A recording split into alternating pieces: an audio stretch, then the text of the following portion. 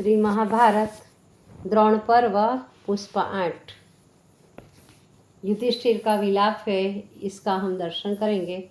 संजय कहते हैं, राजन, सुकुमार अभिमन्यु की मृत्यु से पांडव अत्यंत दुखी हुए। सब लोग अपने अपने शस्त्र और कवच उतारकर महाराज युधिष्ठिर के पास उदास मुख किए बैठ गए तथा अभिमन्यु के गुणों का स्मरण करने रोने लगे। इस घटना ने धर्मराज के हृदय को विदीर्ण कर दिया। वह बड़े कारुणिक शब्दों में विलाप करने लगे, जो मेरे एक बार कहने पर मेरा प्रिय करने के लिए मृत्यु मुख में प्रवेश कर गया। वहां जाकर जिसे द्रोण और कर्ण जैसे धनुर्धरों को परास्त कर दिया, वही वीरवर अभिमन्यु हमारे सबके देखते देखते काल कवलित हो गया। उसे वचन देकर भी हम उसकी रक्षा न कर सके।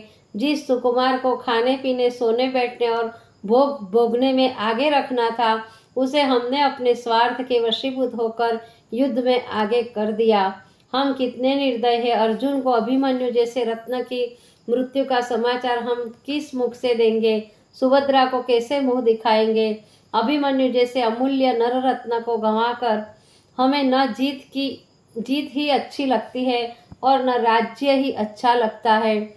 जब धर्मराज युधिष्ठिर इस प्रकार शोक सागर में विलीन हो रहे थे, उसी समय महर्षि वेद व्यास वहां पधारे।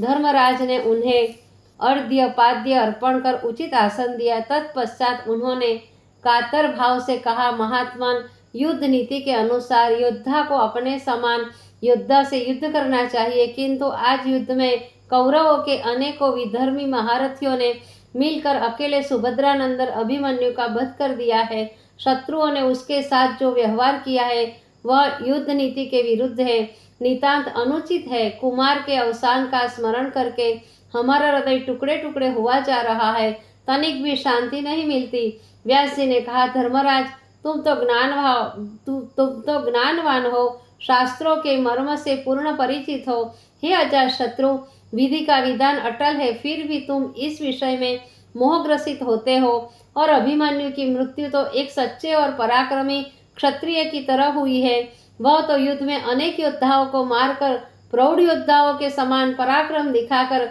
इंद्रलोक में गया है। वह चंद्रमा का पुत्र था और पुनः तो चंद्रमा में ही लीन हुआ है। इसीलिए आप धैर्य धारण करो, ब्रह्मादि को त्याग कर अपने युद्ध रूपी कर्तव्य को अपनाओ।